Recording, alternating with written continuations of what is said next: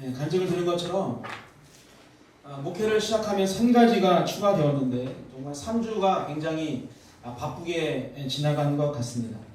아마 혼자서 하라고 했으면 감당하지 못했을 것 같습니다. 그러나 누군가는 차량 운행을 도와주고 또 영상 편집과 또 반주 또 열 체크를 도와주고 예배가 끝난 후에는 또 마스크를 나누어주는 일까지 함께 해준 분들이 있어서 은혜롭게 기도회가 끝날 수가 있었습니다. 처음 실시하는 그런 다니엘 기도회였지만 14,000여 교회가 함께 같은 기도의 제목으로 기도하고 또 강사분들이 만난 그 하나님을 내가 또한 만나게 되어지고 끝나고 나서 40분에서 길게는 1시간 정도 되는 자체 기도회를 통해서 개인의 기도 제목과 또 환우들을 위해서 눈물로 함께 기도한 시간이 저에게는 너무나 큰 은혜의 시간이었습니다. 15일 동안 한 번도 빠짐없이 참석해 주신 우리 문신의 조옥희 권사님, 그리고 구경원 집사님, 그리고 이용희, 그리고 원진석 집사님과 날마다 영상으로 수고한 우리 동진 형제님과 또 집에서 함께 영상으로 기도에 참석해 주신 성도님들께 감사하다는 말씀을 먼저 드리고 싶습니다. 마지막 기도회가 끝나고 혹시 여러분 마음속에 이제 끝났다 라는 생각이 들 수 있지만 우리의 기도는 멈추지 않고 하나님이 부르시는 그날까지 우리의 기도가 끝까지 이어지게 되기를 예수님의 이름으로 축복합니다. 여러분 오늘 이용희 집사님의 간증을 들으시면서 어떤 마음이 드셨습니까?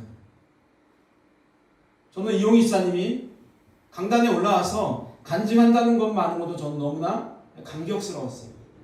제가 조심히 부탁을 드렸는데 흔쾌히 수락을 하시고 오늘 또 말씀을 전하는 걸 보니까 저는 다니엘 기도회로 더 많이 포커스가 있을 줄 알았는데 그동안에 하나님께서 나를 만나주시고 어떻게 내가 이 자리에 서게 됐는지에 대해서 간단하게 간증을 하는 것을 보면서 2021년 다니엘 기도회에는 우리 이용희 집사님이 이 교회가 아니라 저 큰 오중교회 강단에서 간증하는 수 있도록 제가 한번 노력을 해보도록 하겠습니다.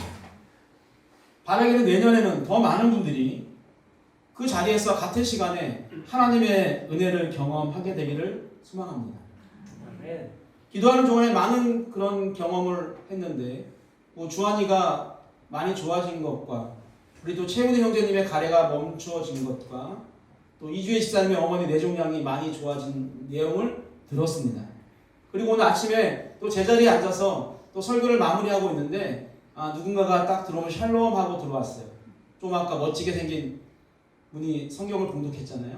우리 원진석 집사님 어머니를 위해서 우리가 기도했었는데 한쪽 눈이 시신경이 마비돼서 잘 안 보이는 그런 환경에 있었다고 우리가 이야기하고 그것을 위해서 함께 기도했는데 병원에 가서 다시 검사를 해보았더니 그 보이지 않을 것 같다는 눈의 시력이 0.5로 회복이 되어지고 다른 쪽 눈은 1.0이라는 소식을 듣고 저에게 와서 오늘 아침에 이야기해주는 그 소리를 들으면서 하나님이 정말로 살아계시고 우리가 함께 한 목소리로 같은 마음으로 기도하면 우리 하나님은 반드시 그것을 들어주시는 분이다라는 것을 다시 한번 경험하게 되었습니다. 여러분 무엇이 문제입니까? 여러분 무엇이 여러분 앞에 가로막힌 것이 있습니까? 지금 여러분과 저와는 아크릴판이 가로막고 있지만 이 가로막고 있는 모든 것이 우리가 하나님 안에서 한 마음으로 한 목소리로 기도하게 되어지면 반드시 다 해결해 주시는 분이 좋으신 하나님이고 그분이 바로 우리가 섬기고 아버지라고 부르는 하나님이라는 것을 우리가 이 시간 다시 한번 기억하면서 이런 시간이 있을 때 우리 모두가 함께 동참하는 그런 아름다운 산돌교회가 되기를 주님의 이름으로 축복합니다. 오늘 읽은 본문의 말씀을 가지고 갈등을 풀고 싶다면 이라는 제목으로 함께 이야기를 하려고 합니다. 자, 지난주에 우리가 살펴본 것처럼 예수님께서는요 산에 올라가셔서 자기가 원하는 자들을 부르시고 그 중에 자신과 3년의 공적인 생활을 함께 하실 사람들 그리고 전도도 하고 귀신도 쫓을 그런 권능도 가지게 하시기 위해서 12명의 제자들을 세우셨습니다. 이러한 큰 계획을 세우시고 우리 예수님께서 이제 집으로 돌아오셨습니다. 이 집은 아마도 시몬 베드로의 장모를 고쳤던 집이고, 그리고 지붕을 뜯고 내렸던 중풍병자를 고치셨던 베드로와 안드레의 집이라고 생각을 합니다. 여러분, 집은요 안식처예요. 우리가 어디 좋은 곳을 갔다 와도 마지막 집 안에 들어서면서 하는 말이 그래도 집이 최고야 라고 이야기하는 것처럼 집은 안식처입니다. 왜? 집은 나만의 공간이기 때문입니다. 우리 예수님도 마찬가지셨을 것 같아요. 바쁘게 사역을 하다가 집으로 돌아와서만큼은 정말 안식을 하고 싶은 그런 마음이 우리 예수님도 있었을 텐데, 인간이기 때문에 예수님이 집으로 돌아가셨을 때 그곳에는 예수님을 필요로 하는 사람들이 너무너무 많이 있어서 오늘 말씀을 보니까 식사할 겨를도 없었다라고 이야기합니다. 여기서 말하는 이 식사는요, 우리가 생각하는 잘 차려진 어떠한 밥상을 이야기하지 않습니다. 식사라고 번역한 이 단어는요, 빵, 떡이라는 그런 뜻이에요. 즉 원어적 의미로 보게 되어지면 따뜻한 밥 한 끼를 먹을 수 있는 시간이 없었다라는 것이 아니라 아주 간단하게 급하게 빵 조각 하나, 떡 조각 하나 먹을 수 있는 그런 시간이 지금 예수님께 없었다라는 그런 말씀입니다. 이렇게 예수님은 당신의 시간을 쪼개시고 하나님의 사역을 감당하고 있음에도 불구하고 예수님에게는요, 원하지 않는 일이 계속적으로 발생을 합니다. 우리 함께 21절을 읽겠습니다. 읽습니다. 예수의 친족들이 듣고 그를 붙들러 나오니 이는 그가 미쳤다 하밀러라. 아멘. 오늘 말씀을 보니까 예수의 친족들이 어떠한 소식을 듣고 예수님을 위해 붙들러 옵니다. 이 붙들다라는 이 단어는요, 세례 요한을 체포할 때, 그리고 사도 바울을 체포할 때, 예수님을 십자가 위에서 죽이기 위해서 체포할 때 쓰던 단어입니다. 그리고 그 단어 안에는 폭력적으로 체포하다라는 그런 의미를 지니고 있어요. 즉 친족들이 지금 예수님을 좋게 데리고 가려고 온 것이 아니라 완전히 결박해서 끌고 가려고 지금 예수님에게 왔다는 이야기입니다. 그런데 그 대상이 누구예요? 바로 친족들이라는 것이죠. 원어로 보면 그에게 속한 자들, 그와 함께한 자들이라는 뜻이에요. 그래서 한글 성경은 그거를 친족이라고 번역을 했고, 영어 성경을 보게 되면 이 단어를 family라고 해서 가족이라고 그렇게 표현을 했습니다. 여러분, 정말로 믿었던 가족에게 마치 죄인이 포승줄에 묶여서 끌려가는, 체포되듯이 붙들려가야 하는 그런 상황 가운데 그 모습, 그 상황을 맞이한 예수님의 마음은 어떠했을까요? 만약에 예수님이 어떠한 잘못을 했다 해도 가족이면 그렇게 하면 안 되는 거 아닌가요? 마지막까지 예수님을 옹호하고 마지막까지 예수님의 이야기를 들어야 하는 가족임에도 불구하고 그들은 그렇게 하지 않았습니다. 그들은 당시에 명예와 체면이 최고의 미덕이라고 생각했기 때문에 그러한 사회 속에서 자신의 집안이 나쁜 평판으로 불려지는 것을 원치 않았기 때문에 예수님보다는 사람들의 말을 믿고 말았습니다. 그런데 예수님을 잡으러 온 이유를 보게 되어지면 예수님에게 더 힘이 빠지는 그런 이야기였습니다. 즉, 그 이유는 예수가 미쳤다라고 사람들이 말해서 친족들이 붙들러 왔다는 것입니다. 여러분, 미쳤다라는 것은요, 귀신 들렸다라는 의미와 동일합니다. 이렇게 예수님은 친족들과 갈등 아닌 갈등을 맞이하게 됩니다. 그런데 예수님과 친족 간의 갈등이 마무리되기도 전에 두 번째 갈등이 오늘 또 시작되죠. 그것은 바로 예수님과 서기관들의 갈등입니다. 서기관을 직무로 말하게 되어지면 어느 신학대학교의 신학교수와 같다라고 생각하면 될 것 같습니다. 성경에 대한 지식이 그 누구보다도 뛰어난 사람들이었습니다. 우리 22절을 함께 보도록 하겠습니다. 예루살렘에서 내려온 서기관들은 그가 바알세불이 집혔다 하며 또 귀신의 왕을 힘입어 귀신을 쫓아낸다 하니. 아멘. 여기서 예루살렘에서 내려온 서기관이라는 것은요, 마치 우리 군대에 가면 군인 중에서도 가장 싸움을 잘하고 체력이 좋고 전투력이 좋은 정예 부대처럼 예루살렘 지도부가 잘 준비된 대표 서기관을 보냈다라는 것을 의미합니다. 그렇기 때문에 누구보다도 하나님의 말씀과 메시아가 이 땅에 와서 해야 할 일들이, 나타날 일들이 무엇인지를 잘 알고 있었던 사람들이었습니다. 그런데 그들이 무엇라고 이야기해요? 예수님의 기적이 바알세불에 붙잡혀 있으면서 행한 것이고, 자신의 능력이 아니라 귀신의 왕을 등에 힘을 얻고 귀신을 쫓아냈다라는 어처구니 없는 말을 합니다. 즉, 지금까지 예수님께서 많은 기적을 일으키시고 또한 귀신을 쫓아낸 이 모든 사역들이 예수님의 능력, 하나님의 능력이 아니라 바로 누구? 바알세불에 붙잡힌 힘으로 쫓아냈다라고 말하는 것입니다. 여러분, 서기관들이 말하는 바알세불은 어떠한 존재일까요? 단어상으로만 보게 되어지면 이런 뜻이에요. 바알의 군주 또는 높은 곳에 거하는 바알 또는 파리라는 뜻도 있어요. 파리의 주라는 그런 뜻도 있습니다.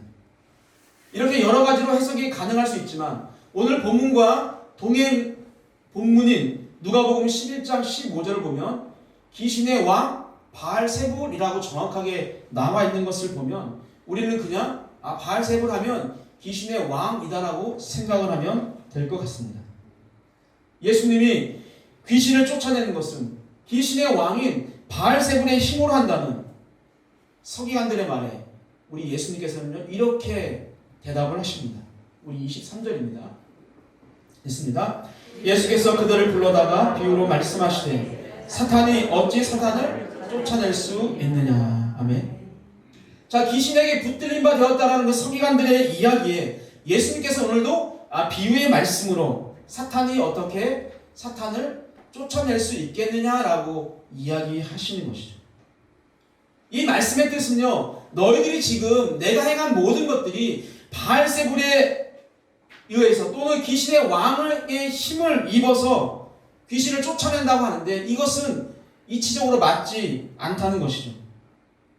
여러분, 귀신의 왕인 사단의 목적이 무엇입니까? 그들은 하나님을 믿는 우리 같은 성도들을 미혹하고 유혹해서 우리로 구원으로부터 멀어지게 하는 것들이 그들의 목적인데, 내가 만약에 너희들이 이야기하는 것처럼 귀신에 붙들린 자라고 이야기한다면 내가 왜 같은 편인 귀신을 쫓아내겠느냐라는 예수님의 반문입니다. 즉, 너희들이 말한 것은요, 논리적으로 전혀 맞지 않다는 것입니다. 그리고 계속적으로 서기관들의 이야기가 무엇이 잘못되어져 있는지에 대해서 또 세밀하게 예를 들어서 설명을 해 주십니다. 우리 24절, 25절, 26절입니다. 됐습니다. 또 만일 나라가 스스로 분쟁하면 그 나라가 설 수 없고, 만일 집이 스스로 분쟁하면 그 집이 설 수 없고, 만일 사단이 자기를 거슬러 일어나 분쟁하면 설 수 없고 망하느니라. 아멘. 24절부터 26절을 보면 반복되는 것이 있어요. 만일이라는 단어를 계속적으로 반복하시면서 집이 스스로 분쟁하면 나라가 설 수 없는 것처럼 사단이 자기들끼리 싸우고 분쟁하면 사단도 망하게 된다라는 것이죠. 여기서 분쟁은요, 뜻이 나뉘다라는 뜻입니다. 이처럼 집이고 사단이고 나뉘게 되어지면, 마음이 나뉘어지게 되면, 생각이 나뉘어지게 되면 모두 망하게 되는데, 내가 사단의 영에 힘입어 귀신을 쫓아낸다라고 하는 것은 사단의 나라를 분쟁으로 몰아넣어서 망하게 하는 것이기 때문에 내가 사단의 귀신의 힘을 입어서 사단을 쫓아낸다는 것은, 귀신을 쫓아낸다는 것은요, 말이 안 된다라고 다시 한번 예수님께서 그들에게 이야기하시는 겁니다. 이렇게 예수님은 내가 사단에 의해서, 사단의 힘에 의해서 귀신을 쫓아낸 것이 아니라고 정확하게 반증을 하신 다음에 다음 구절에서 당신이, 예수께서 귀신의 사역에 대해서 어떤 일을 하시는지에 대해서 말씀을 하고 있어요. 그것이 27절입니다. 함께 보겠습니다. 사람이 먼저 강한 자를 결박하지 않고는 그 강한 자의 집에 들어가 세간을 강탈하지 못하리니 결박한 후에야 그 집을 강탈하리라. 아멘. 예수님께서 자신이 귀신을 쫓아낸 것을 어떻게 표현합니까? 강한 자를 결박하고 그 집에 들어가서 세간을 강탈한다, 즉 빼앗아 온다라는 것으로 비유하면서 설명을 합니다. 여기에 나오는 강한 자는 누구? 바로 사단입니다. 예수님께서는 이 땅에 메시아로 오셔서 이 땅에서 강한 자로 또는 왕으로 군림하려고 하는 자, 즉 사단을 결박하는 그 사역을 감당하러 이 땅에 오셨고, 내가 지금 하고 있는 일이 바로 그러한 일이라는 것을 서기관들에게 정확하게 설명을 하고 있죠. 여러분, 우리가 마가복음 오늘 16번째인가요? 우리가 마가복음을 보면서 벌써 예수님께서는요, 사단의 시험으로부터 다 승리하셨다라는 것을 우리가 말씀을 통해서 우리가 들었습니다. 이 말씀으로 벌써 사단의 패배는 시작되었음에도 불구하고 여전히 서기관들은 아직도 예수가 그 사단과 귀신의 붙들린 바 되었다라는 어리석은 이야기를 하는 것입니다. 그리고 이어지는 본문을 통해서 지금 서기관들의 행동이 얼마나 무서운지에 대해서 정확하게 말씀을 합니다. 우리 28절, 29절입니다. 있습니다. 내가 진실로 너에게 이르노니 사람의 모든 죄와 모든 모독하는 일은 사하심을 얻되 누구든지 성경을 모독하는 자는 영원히 사하심을 얻지 못하고 영원한 죄가 되느니라 하시니. 아멘. 우리가 먼저 주의 있게 보아야 할 구절이 진실로 너희에게 이르노니라는 거예요.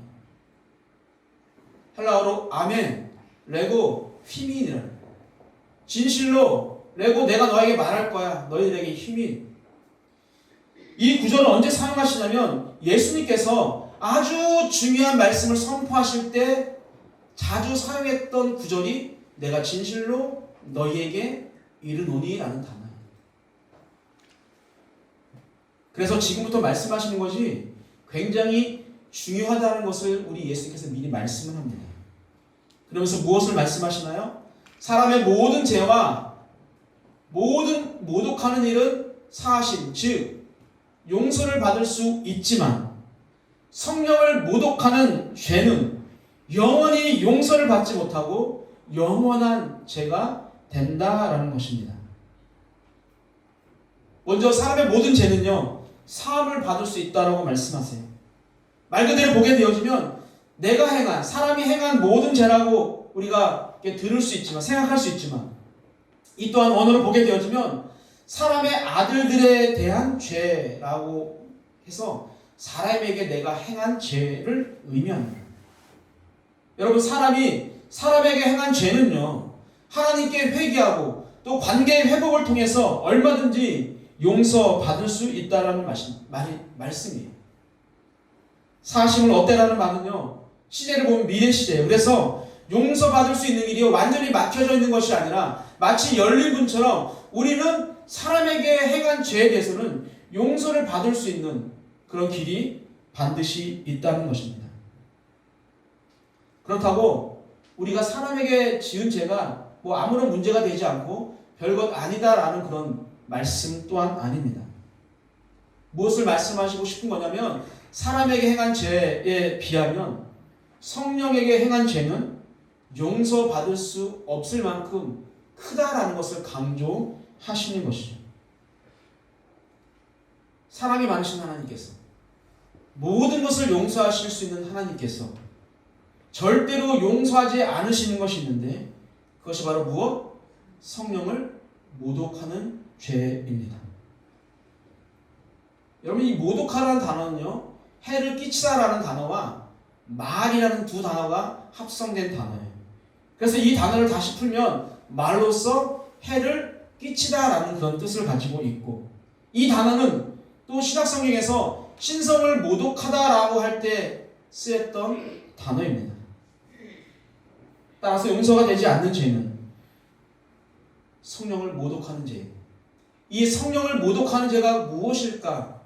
우리가 본문을 통해서 우리가 알 수 있는 것은 바로 서기관들의 예수님의 기적을 부정하는 말이라는 것이죠.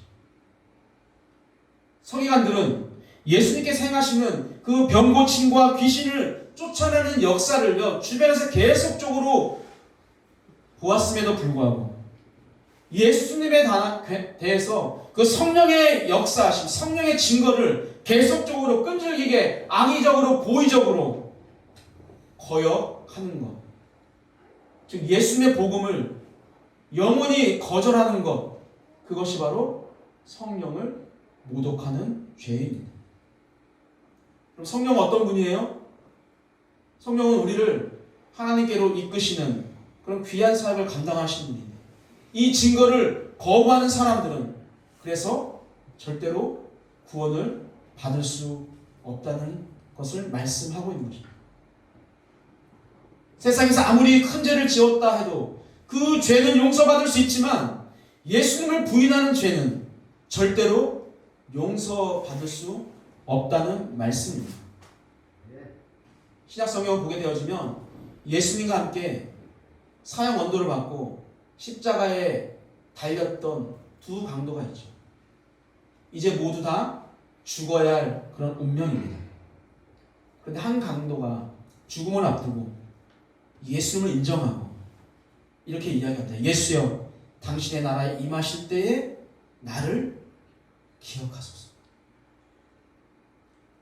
이때 예수님께서 뭐라고 말씀하세요? 오늘 내가 나와 함께 낙원에 있으리라 라는 말씀으로 그 한 강도는요, 죄를 용서받고 구원을 받았지만 오늘 본문에 나오는 서기관들처럼 겉으로 깨끗하고 정결하고 하나님을 부르는 거룩한 하나님의 말씀을 많이 알고 있는 그들은 성령을 인정하지 않았기 때문에 절대로 용서받을 수 없다는 것입니다. 이것이 오늘 본문의 이야기예요. 오늘 본문을 통해서 여러분들과 딱 한 가지만 나누고 싶습니다. 우리는 모두 믿건 믿지 않건 갈등 속에 살아가는 사람들입니다. 그렇다면 그 갈등을 우리는 어떻게 해결할 수 있을까요? 여러분, 예수님처럼 완벽하고 능력이 많으신 분도 세상의 갈등 속에서 살아가셨습니다. 가장 가까운 친족들과도 갈등을 겪으시면서 세우신 제자들과도 갈등을 겪으시면서 살아가셨습니다. 왜 나에게 이렇게 갈등이 많지라고 생각하시는 분들이 있다면 지금 나에게 생명이 있고 세상에서 열심히 살고 있다는 증거라고 생각하면 됩니다. 왜? 세상은 갈등이 없을 수 없기 때문입니다. 여러분들이 보는 목회자는 어떻습니까? 목회자들은 좀 갈등이 없어 보이지 않습니까? 안 그런가요? 그러나 그 속에 같은 목회자로서 그 속에 들어가 보면 똑같은 갈등과 갈등 속에서 힘겨워하는 것을 봅니다. 그냥 그렇지 않으려고 그렇게 아닌 것처럼 그냥 거짓 모습을 여러분들에게 보이는 것뿐이에요. 그래서 어떤 분들은 그 갈등을 없애기 위해서 자신의 옆에 많은 사람들을 두려고 합니다. 내 옆에 많은 사람들이 있으면 갈등이 사라질 거라고 생각을 합니다. 그러나 오늘 말씀을 보면 예수님의 그 친족을 보게 되어지죠. 내 옆에 사람들이 있다고 할지라도, 나를 이해해 줄 것만 같은 사람들이 있다 할지라도, 나를 지원하지도 나와의 갈등도 사라지지 않는다는 것을 우리가 말씀을 통해서 알 수가 있습니다. 그렇다면 우리가 사는 세상에는 갈등이 없을 수 없으니 우리는 어떻게 하면 될까요? 그냥 갈등 속에 막 살아가면 될까요? 혹시 세상에 부가 생기고 세상적 지식이 가득하면 그 갈등이 좀 사라질까요? 갈등으로부터 내가 좀 자유로워질 수 있을까요? 그렇다면 기업의 총수나 기업 총수의 아들들 사이에는 갈등이 없어야 맞죠.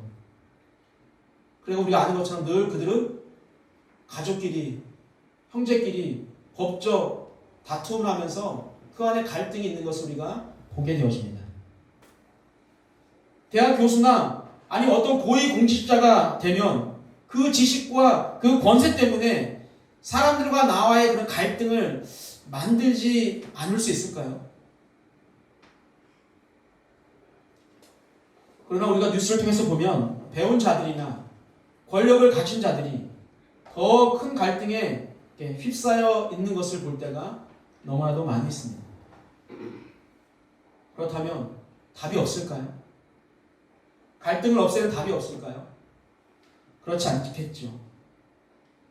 그 답은 바로 예수 그리스도로 우리가 하나가 되는 것입니다. 예수님과 서기관 그리고 예수님과 친족 간의 그 갈등은요, 예수 그리스도 안에서 하나가 되지 못했기 때문에 일어난 갈등입니다. 하나가 되지 못하니까, 예수님과 하나가 되지 못하니까 그 예수님이 메시아인지 알지 못하고, 예수님과 내가 하나가 되지 못하니까 예수님이 행하는 그 기적과 귀신을 쫓아내는 것을요 인정할 수가 없었습니다. 진리이신 예수님과 하나가 되지 않으면 우리는 늘 갈등 속에서 살아갈 수밖에 없습니다. 교회 내에 왜 분열과 갈등이 있을까요? 많은 교회들이 하나님의 사랑과 예수님의 사랑을 이야기하는데 왜 그 안에는 늘 갈등이 존재할까요? 답은 하나입니다. 교회가 예수 그리스도 안에서 하나가 되지 못했기 때문입니다. 아직도 내 안에 내가 너무 많은 거예요. 가시나무새라는 노래처럼 내 속에 내가 너무나 많아. 내 안에 예수가 있어야 되는데 아직도 내 안에 자아가 꿈틀거리고 그 자아로 인해서 다른 사람을 생각하는 그 시간과 상황들을 놓쳐버리는 것이죠. 그 생각이 나를 지배하고 있기 때문에 교회 안에서도 여전히 갈등과 분열이 생긴다는 것입니다. 연수한돌교회 안에 있는 갈등은 무엇이 있습니까? 우리가 그것을 해결하기 위해서 무엇을 어떻게 하면 좋을까요? 성도가 많아지면 괜찮아질까요? 헌금이 많이 거치면 좀 갈등이 좀 사라질까요? 그렇지 않습니다. 여러분, 그렇다면 대형교회는요 매일같이 잔치집이어야 해요. 다른 것은 없어요. 오직 예수 안에서 우리가 하나가 될 때 산돌교회의 갈등과 분열이 사라지고 하나가 될 수 있습니다. 아까 집이 나눠지면, 사단조차도 나뉘어지면, 분열하면 망하게 되는 것처럼 그 반대는 뭐야? 하나가 되어지면 집도 망하지 않고 다른 모든 것들이 그렇게 이루어진다는 것입니다. 사랑하는 산돌교회 성도 여러분, 여러분 안에 있는 갈등을 풀고 싶으십니까? 그렇다면 그 해법은 어떠한 세상의 부나 세상의 지식이 아니라 우리가 예수 그리스도 안에서 하나가 되는 것입니다. 그 하나가 예수 안에서 하나가 되는 그것을 통해서 나의 가정이 갈등이 해결되고 내가 속해 있는 그 공동체가 해결되어지고 우리가 함께 하나님의 나라로 가기 위해서 함께 탄 이 교회 방주가 하나가 되는 것임을 기억하시고 늘 주 안에서 하나가 되는 우리 산돌교회의 모든 성도님들 되시기를 주님의 이름으로 축복합니다.